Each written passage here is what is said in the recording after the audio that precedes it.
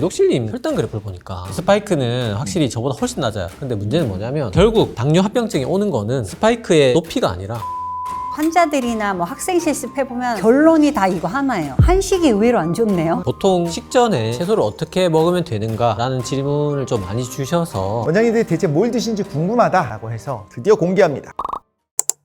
반갑습니다. 이독실입니다. 오늘도 지식인사이드 구독자분들만을 위한 특별한 처방전을 써드리고자 이 자리에 모였습니다. 안녕하세요. 가정의학과 전문의 이경실입니다. 반갑습니다. 경실, 독실, 핑크 남매와 오늘 함께하는 내과 전문의 김태균입니다. 드레스 코드 같은 거 좀 미리 좀 알려주고 텔레파시 통해야지.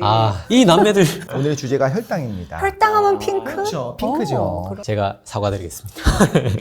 네, 오늘 촬영일자가 4월 3일이죠. 날씨가 슬슬 따뜻해지면서 확실히 봄은 잠이 오는구나. 점심만 먹으면 몰려오는 그 식곤증 때문에 걱정이라는 얘기를 제보를 많이 해주셨어요. 겨울엔 안 졸리세요? 겨울엔 계속 졸리니까 식곤증이 아니죠. 이 혈당 스파이크의 위험성에 대해서 경고하신 분들도 많고 워낙에 그 말 자체가 이제 좀 유행처럼 퍼진 것 같아요. 비만부터 시작해서 당뇨의 원인이 사실 혈당 스파이크 때문이다. 그리고 스파이크를 칠 때 데미지를 많이 준다. 뭐 이런 얘기를 들으니까 너무 무섭게 느껴지는데 모두에게 나타나는 거라면 온 국민이 전부 다 당뇨병 예비 환자 이렇게 돼야 되는 게 아닐까 그런 생각도 들어요. 우리가 혈당 스파이크 보통 이제 당뇨 전 단계의 전 단계로 좀 많이 설명을 해요. 그게 엄밀하게 말하면 맞지는 않습니다. 왜냐하면 당뇨의 공부혈당, 식후혈당, 당화혈색 기준이 있고 당뇨 전 단계의 공부혈당, 식후혈당, 당화혈색 기준이 있잖아요. 근데 여기서 이제 식후혈당이 뭐 어느 정도 올라간 거면 같이 비교할 수 있지 않냐라고 생각할 수 있는데 중요한 건 뭐냐면 이 두 개 다 식후 2시간을 기준으로 하고 있어요. 그러니까요. 당뇨 전 단계 식후 2시간이 140이 넘으면 당뇨 전 단계거든요. 저를 예로 들면 저는 아무리 고지방식을 먹어도 아무리 소화가 느린 걸 먹어도 식후 2시간에 140 절대 넘지 않아요. 2시간 되면 제깍제깍 떨어집니다. 그러니까 어떤 기준으로 봐도 당뇨 전 단계는 아닌 완전 정상이에요. 완전 정상인데 식후 1시간에 200이 넘어요. 그러면 이걸 과연 정상으로 볼 수 있느냐라는 문제에서 이 혈당 스파이크라는 개념이 출발하는 거죠. 아주 중요한 연구가 하나 있었어요. 논문인데 우리나라 사람들 모아가지고 식후 1시간하고 식후 2시간 혈당이 높은 사람들을 한 10년 이상 추적을 해보니 완전 비당뇨인 식후 1시간 기준으로 145 이상이 넘는 사람과 안 넘는 사람을 나눴을 때 145가 넘는 사람은 10년 관찰해보니 그렇지 않은 사람보다 2.8배 당뇨가 더 많이 생기는 거예요. 예를 들어서 뭐 10%다 이러면 거의 30% 가까이 생기는 거예요. 이게 엄청난 예측인자가 된다고 해서 이제 식후 1시간을 보자고 하는 이론들이 대두가 막 되고 있는 와중에 연소혈당 측정기가 나오면서 이게 폭발적으로 혈당 키워드가 된 거고 그러면 사실 식후에 140이 한 번도 안 넘으면 깨끗하게 올 완전 정상이거든요. 1시간이든 2시간이든. CGM 연구 보면 보통 정상인들은 140 넘는 게 2%가 안 된대요. 그러니까 아예 안 넘는 게 맞을 것 같아요. 이 혈당 스파이크는 정식의학 명칭은 아닙니다. 아직까지. 네. 그래서 가장 보수적으로 많이 잡았을 때는 식전 대비 50 이상 오른 경우 어느 시간이든 이렇게 하면 거의 반 이상 넘어가기 때문에 그래서 보통 식후 1시간에 150으로 잡는 것도 있고 180으로 잡는 것도 있어요.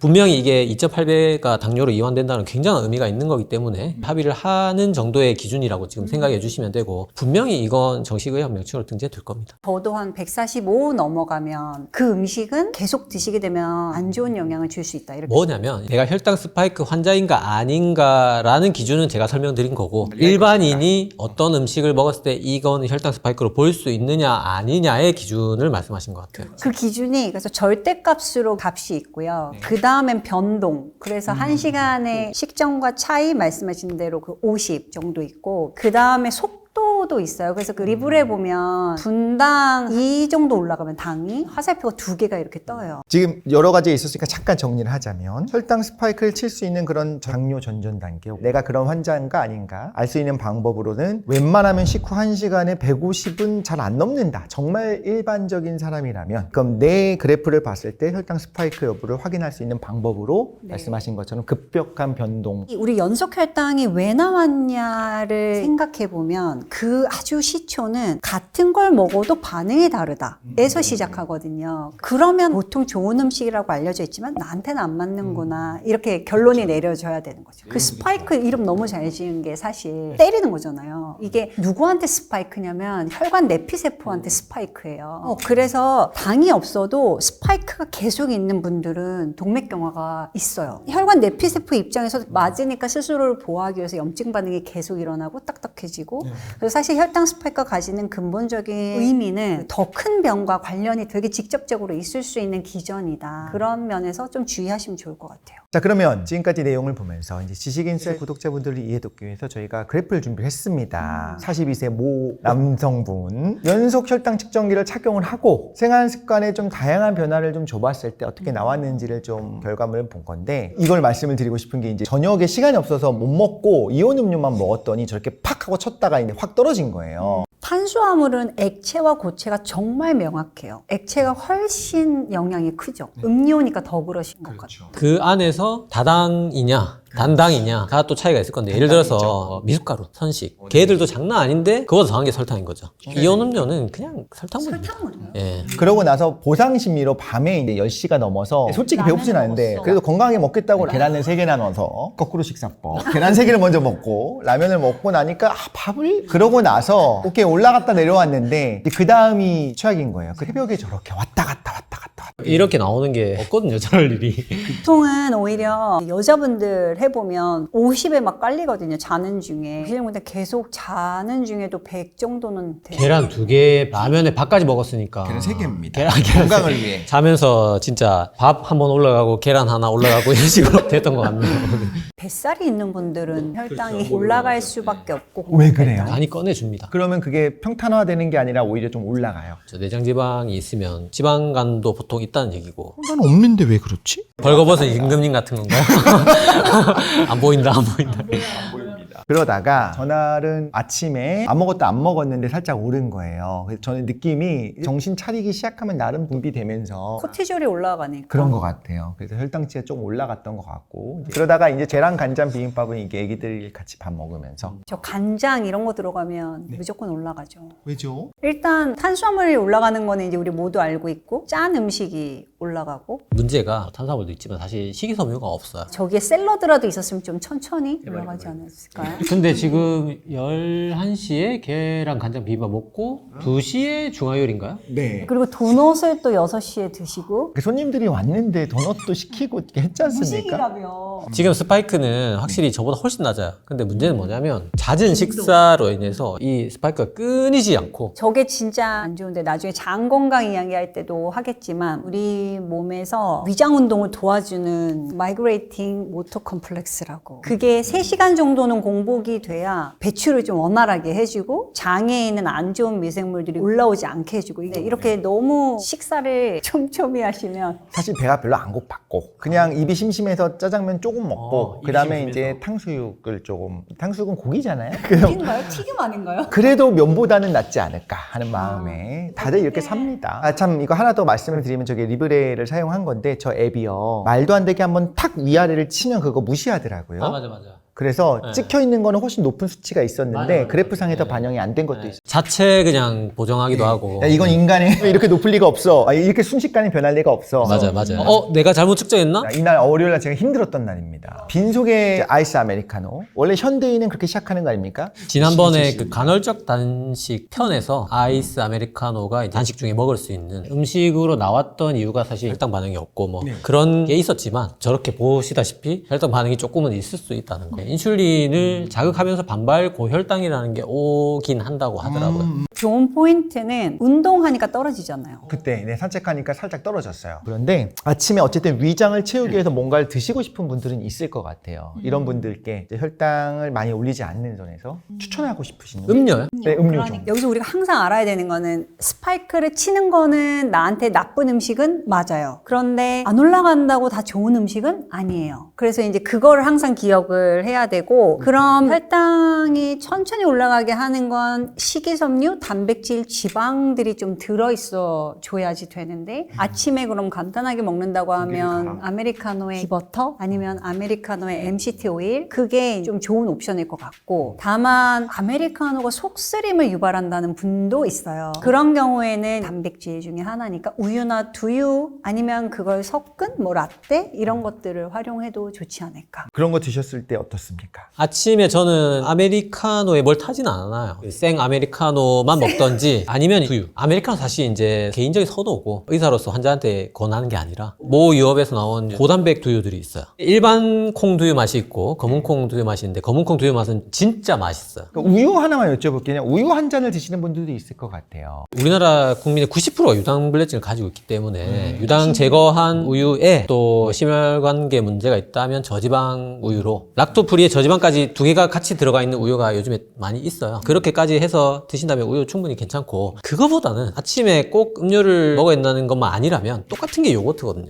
훨씬 좋아요. 그릭 요거트면 더 좋고 물론 이것도 당연히 무가당 저지방 그릭 요거트긴 한데 우유의 훨씬 더 좋은 버전이라고 생각하시면 됩니다. 요거트의 이점은 진짜 유당이 유산으로 분해된 것부터 시작해서 단백질들이 여러 가지 또 분해되면서 펩타이드로 분해되고 거기에 뭐 비타민 K2 너무 좋은 점들이 많아서 그거는 훨씬 좋죠. 이날은 아침을 안 먹었는데 근데 이날은 먹을 수 없었던 게 전날 밤에 라면에 밥에 계란 먹은 날 아니에요? 제가 궁금한 게 저 7시부터 9시까지 스파이크는 뭔가요? 저도 라면 때문에 그런 거예요. 아무것도 안 먹었어요. 진짜 여러분 라면이 이렇게 무섭습니다. 전날 먹은 라면이 그 다음날 아침에 나를 살려준 겁니다. 에너지를 공급한 거죠. 근데 간 초음파는 한번 해보시는 게 좋을 것 같아요. 지방간이 있을 네, 있을 것 같아요. 예를 들어서 지금 8시에 126이라면 그러면 저때 건강검진을 받았다. 당뇨예요. 공복혈당이잖아요. 저렇게 공복이 높은 걸 우리가 보통 간대사로 설명하긴 하거든요. 그러니까 초음파 정도는 해보시는 게 좋을 것 같아요. 바로 하겠습니다. 일단 복부 조영제, 아니 복부 초음파, 초음파, 간 기능 검사. 피검사.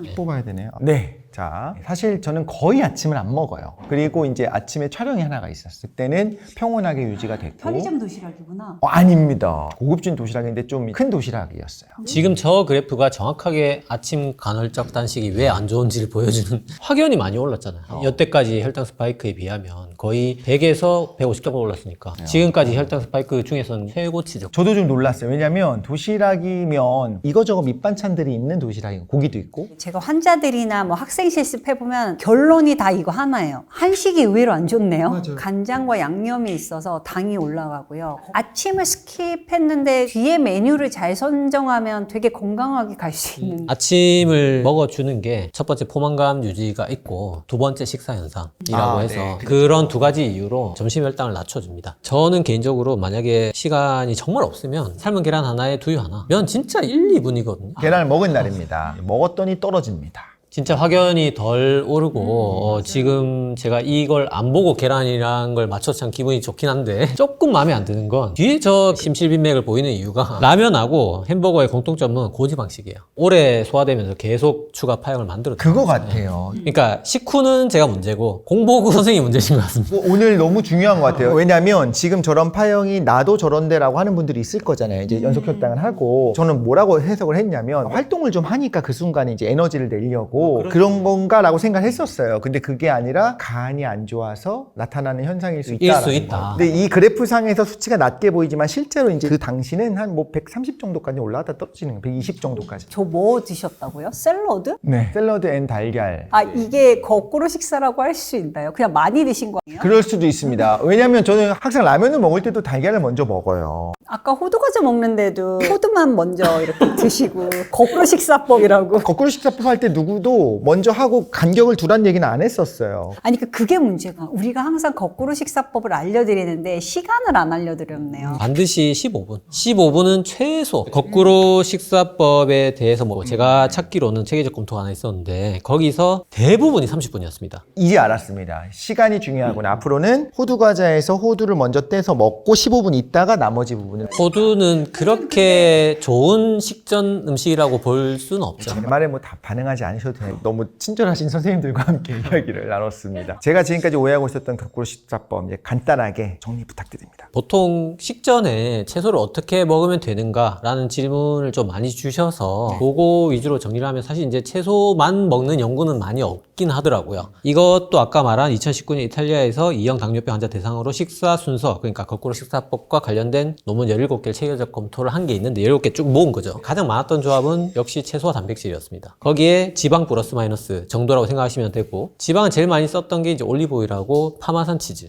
채소는 정의가 비전분 채소라고 돼 있어요. 감자나 고구마도 채소로 볼 수 있지만 우리가 거꾸로 식사법 할 때 그 채소는 아니기 때문에 시금치, 케일, 양상추, 양배추 그런 애들을 양을 또 많이 물어보셔서 최소 양은 150g이었어요. 손에 얹었을 때 이렇게 올라오는 게 150. 150g의 비전분 채소를 탄수화물 전에 섭취한 경우에 혈당 상승 곡선이 30에서 40% 감소했다. 이런 연구가 있어서 비전분 채소 기준으로 하면 150에서 300g 권장량이 있고요. 이걸 식이섬유로 환산하면 가장 적었던 논문이 1.6g, 당활색소가 0.4% 감소했다는 연구가 있어서 채소량은 1.6g이겠으나 권장하기로는 5g이었어요. 그러면 어떤 식이섬유 보충제들이 있잖아요. 그 얘기가 제가 바로 그 다음에 드릴 이야기인데 채소와 단백질이 근본이라면 둘 다 파우더가 있기 때문에 이거를 그냥 한 번에 한 숟가락씩 입에 때려 넣고 30분 지나서 먹을 수 있느냐 그런 연구가 굉장히 많습니다. 효과는 대부분 있는 걸로 나왔는데 하지만 당연히 저희가 정말 무쇠처럼 하는 이야기가 있지 않습니까? 어떤 것도 자연식품으로 먹는 게 가장 좋다. 그렇게 채소, 단백질, 소량의 지방 다 먹은 시점이 아니고 먹기 시작한 시점으로부터 최소 15분, 권장하기로는 30분 후에 본식, 탄수화물 위주로 구성된 식사를 하시면 훌륭하죠. 저 오늘 많이 깨달았습니다. 자, 이제 재미있는 그림을 하나 가지고 왔습니다. 먹으면 바로 혈당 올리는 음식 리스트가 이렇게 쫙 나와 있는데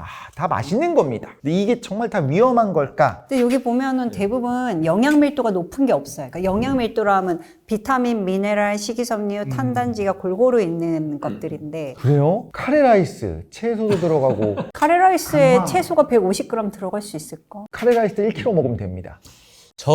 저 표가 대부분 맞아요. 김밥 진짜 엄청나게 올라가는 거 맞고 다 맞습니다. 맞는데 조금 이상한 게 5번에 어묵볶음, 12번에 부대찌개, 14번에 메추리알 장조림, 18번에 찜닭은 저것만 봤을 때는 살짝 의아할 수도 있어요. 저거랑 밥을 같이 먹은 건가? 맞습니다. 혈당 관리 어플들에서 한 끼의 식사에 음식을 쫙 넣거든요. 그러면 그 끼에 여러 가지 음식들이 있을 건데 나온 혈당 반응을 모든 개개인의 반찬에 다 얹는 겁니다. 그러면 이해는 가는 게 내가 찜닭을 먹었다고 보고를 이렇게 썼어요. 사실 찜닭 가서 밥 비벼 먹었겠지요. 네. 찜닭만 먹진 않았으니까. 그렇죠. 찜닭으로 나오는 거고. 저도 마지막에 보고서를 봤거든요. 어플 업체에서 한 달, 두 달 이런 식으로 결제를 하기 때문에 당신의 이런 반찬에 혈당이 높았습니다 라면서 쭉 저런 식으로 정렬을 해줍니다. 해주면 어묵볶음은 뭐겠습니까? 당연히 밥이랑 같이 먹죠. 그렇죠. 네네. 밥의 혈당인 거죠. 그럼 탕수육도 사실은 짜장면 때문인 거네요. 탕수육은 저 정도 오를 수 있어요. 그렇습니까? 워낙 뭐 전분 덩어리인 소스에 막 달달한 소스를 찍어 먹기 때문에. 그리고 이제 좀 양념이 있는 것들이 당을 올린다는 연구들이 있기 때문에 같은 반찬이어도 밥도둑이어서 그럴 수도 있지만 그 자체로도 당을 올리는 건 맞는 것 같아요. 1번, 13번, 19번 우리 김떡순이라고 하지 않습니까? 네네. 엄청납니다 얘들. 저 정도 나옵니다 실제로. 순대가 조금 의외라고 생각할 수도 있는데 당면 있잖아요. 그렇죠. 네, 다 그게 당면입니다. 오리지널 순대가 아니고 당면 들어있는 거니까. 오리지널 순대 비싸서 못 먹지. 그 다음에 뭐 카레라이스 사실 6등도 저평가됐다고 진짜 말할 정도로 정말 거의 1, 2등에서 놀 친구고요 쟤는. 거의 흰밥이랑 먹으니까. 김밥은 기본적으로 우리가 초가 들어가는 밥인데 단초물이라고 해서 설탕 반 식초 반입니다. 그렇게 해서 만드는데 심지어 그걸 또 빨리 먹어요. 근데 그 야채도 양념이 많이 있는 뭐 야채를 봤자 우엉이랑 시금치 정도니까. 저도 김밥 먹으면 저 정도 나옵니다. 그리고 카레라이스는 저보다 더 많이 나오는데 카레라이스는 더 빨리 먹죠.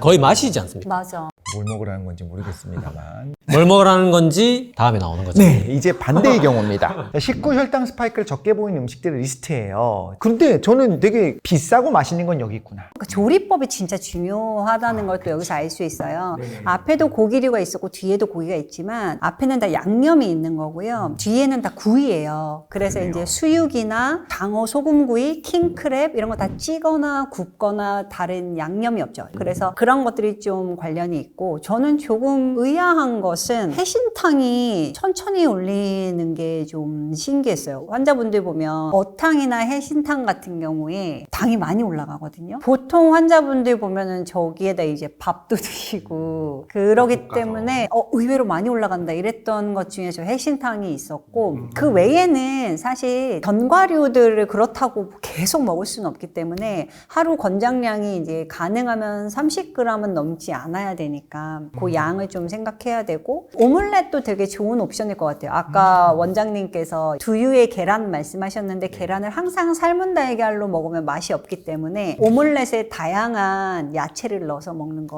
너무 그러네요. 좋을 것 같고 저는 전혀 다른 얘기를 좀 하고 싶은 게 뭐냐면 확실히 탄수화물 쪽은 많이 오르고 지방 쪽은 적게 오르잖아요. 좋은 지방, 나쁜 지방의 문제로 접근해야 되는 게 맞긴 맞는데 오늘 이독실님 그 혈당 그래프를 보니까 낮게 오르고 끝나지 않더라고요. 아까 보니까 계속 다시 오르고 다시 오르고 다시 오르고 결국 당뇨 합병증이 오는 거는 어떤 스파이크의 높이가 아니라 AUC라고 해서 혈당 상승 곡선 그거가 동일어가 이제 당화혈색소죠. 결국 거기에 비례하거든요. 125 정도의 수치가 유지되는 것도 안 좋아요. 그렇죠. 그건 진짜 안 좋을 것 같아요. 아니 100으로 유지되는 것도 아니고 근데 예를 들어서 건강한 맞아, 마카다미아나 계란도 뭐, 있었지만 네, 뭐 그런 걸 먹는다 하더라도 이런 그래프가 나와버리면 나는 혈당 괜찮네 스파이크 아니네 라고 말할 게 아니라는 거예요. 잘 때는 몰랐고 오전에 재보면 계속 100이네 하고 생각할 수 있거든요. 이런 거 보면 이 연속 혈당 측정기를 나는 그런 거 문제가 없어 하는 분들도 한 번 정도는 해서 체크해 보시는 거 좋은 것 같아요.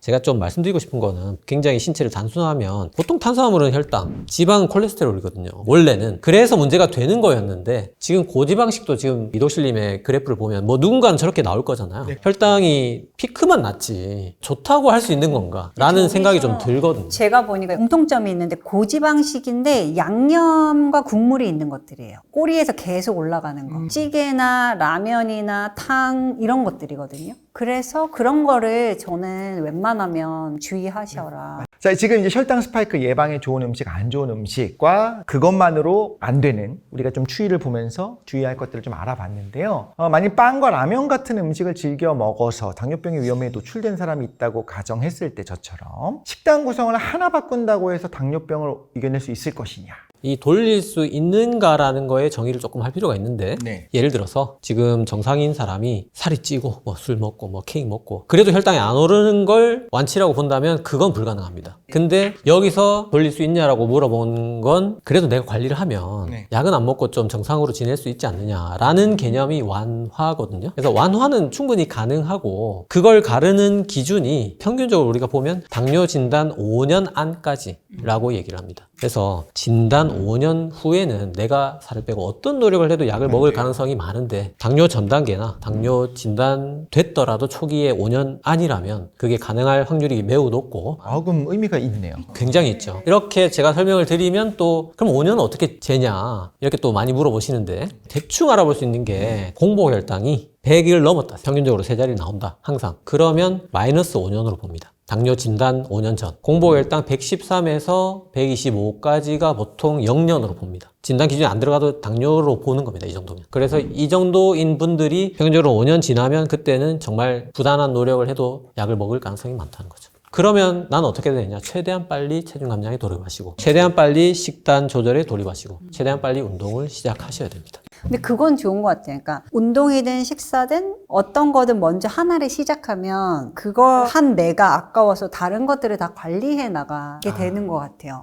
이거 한 다음부터 좀 폭식을 그래도 덜 하는 것처럼. 네네. 자, 이런 영상을 올리면 댓글에 원장님들이 대체 뭘 드시는지 궁금하다. 진짜 있는 그대로의 그런 걸 좀 보고 싶다라고 해서 준비를 했습니다. 드디어 공개합니다. 두 원장님께서 평소에 드시는 바로 그거 갖고 와봤습니다. 저는 일단 아침을 잘 안 먹고요. 그냥 아메리카노에 시럽 듬뿍. 기버터나 MCT 오일을 넣어서 먹고 10시나 11시쯤에 간단히 그릭 요거트나 두유 먹고요. 점심 지나고 이렇게 포케 형식으로 메인은 이제 스테이크나 아니면 닭가슴살을 넣고 아보카도 무조건 들어있고 버섯, 단호박, 브로콜리 그 다음에 이제 각종 통곡물. 전 누가 봐도 건강할 수밖에 없죠. 흑미밥이죠, 제일 아래. 네, 근데 저 흑미밥이 그래도 약간 시즈닝이 돼 있어서 아무것도 안 뿌려 먹어도 너무 맛있어요. 항상 저렇게 점심에 이거 아니면 구조를 다양하게 해서 요즘 너무 좋은 건 포케 브랜드가 너무 많아요. 그렇더라고요. 네, 그래서 맛있게 드실 수 있습니다. 저는 평소 식사를 찍어오라고 이해를 못했고 오늘 주제인 거꾸로 식사법과 관련해서 찍어오라는 줄 알고 평소에 이렇게 안 드시죠? 거꾸로 식사법 용이죠. 식전 도시락. 식전 도시락. 네네네. 네. 이렇게 먹고 이제 본식을 먹으면 절대 안 오릅니다. 계란 3개, 오이, 단무지. 파프리카입니다. 근데 저렇게 하루에 먹으면 저 같은 경우는 배부를 것 같은. 맞아요. 저걸 제가 거의 6개월 먹었어요. 근데 제가 지금 안 먹습니다. 왜 안 먹냐면 살이 너무 많이 빠져서.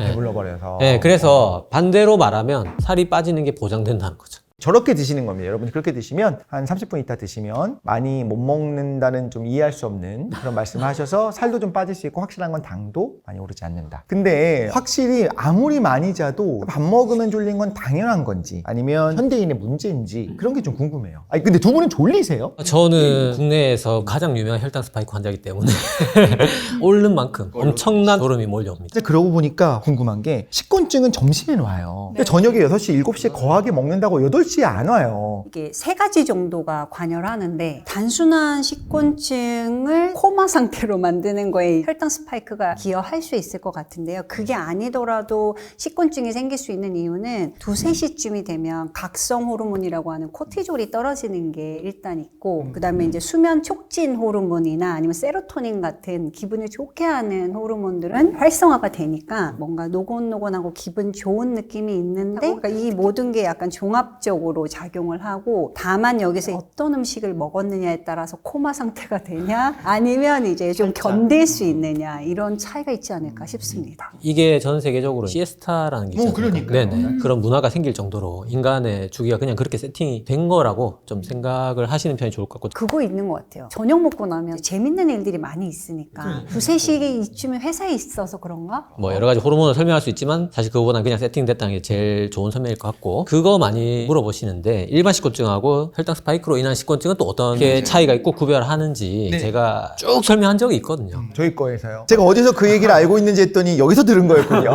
독실님한테 제가 쭉 설명한 적이 있기 때문에 그걸 오늘 이 시간에 아주 짧게 요약하면 탄수화물, 단백질, 지방 이 식곤증에 관여합니다. 일반 사람들도 혈당이 오르잖아요. 똑같이 더 많이 오르는 그 정도의 차이라서 졸리는 정도의 차이만으로 사실 구별하기 쉽지는 않습니다. 다만 이제 명확하게 일반 식곤증에서 나타나지 않는 거는 그 뒤에 반발 저혈당입니다. 아주 쉽게 얘기하면 1시에 식사를 하시고 2시에 졸리잖아요. 이건 정도의 차이가 있을 수 있겠지만 특징적이진 않은데 3시를 봐야 되는 겁니다. 어지럼증, 불안감, 식은땀, 식후 급격한 피로감, 금세 다시 배고파지는 느낌 이러면 거의 확실하다는 거죠. 벌써 마지막 질문입니다. 많은 분들이 입이 심심해서 자꾸 군것질을 하십니다. 이런 기분에 공감하시는지도 궁금하고 그럴 때 추천하는 음식. 저는 저거 되게 시그널이라고 생각해요. 입이 심심하다는 느낌은 사는 게 약간 재미없는 거랑 관련이거든요. 진짜 심심한 거거든요. 제가 환자분들 중에 제일 안타까운 분들이 70대 이후에 당 조절이 안 돼서 여쭤보면은 진짜 술을 많이 드세요. 술을 먹지 말라고 얘기할 때 항상 돌아온 답이 그럼 내가 할 일이 없다. 되게 안타까운 얘기죠. 네, 그래서 저 입이 심심하다는 건 일단 시그널로 본인 생각에